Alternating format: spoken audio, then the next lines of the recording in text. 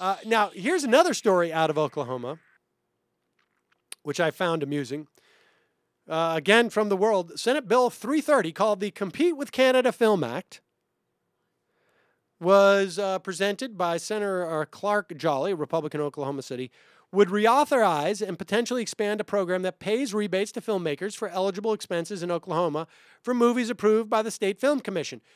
There's a lot of states around the country that have these type of incentives because a lot of productions do go to Vancouver or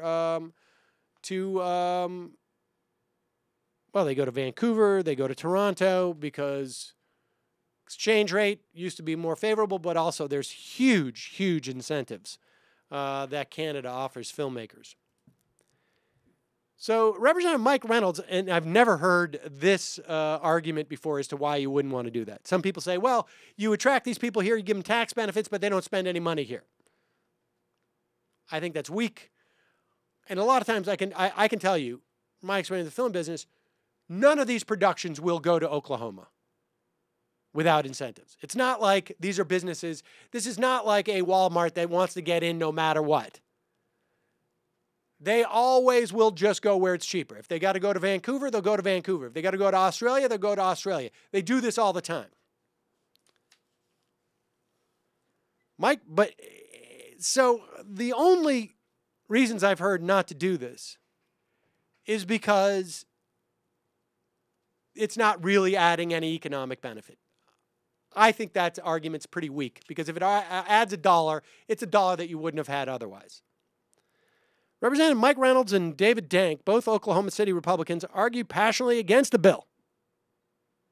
Dank said encouraging the film industry will bring in, quote, people I don't want here. What? Uh-oh. Yes. Now, before you jump to any conclusions, Jews, he said, let's bring them in with all their sex and violence, Dank said. Probably 99.9% of the people we're rebating money to are pro-abortion. And thus goes the weakest argument I've ever heard against bringing in film crew money into your state. I just don't like the smell of their money. I love how he said bringing their sex and violence as if, like, you know, Sylvester Stallone shows up and after shooting his movie is actually mowing people down with He's probably trying to shotgun. sleep with a lot of people. That's probably true. There's probably a lot of sex that goes in there.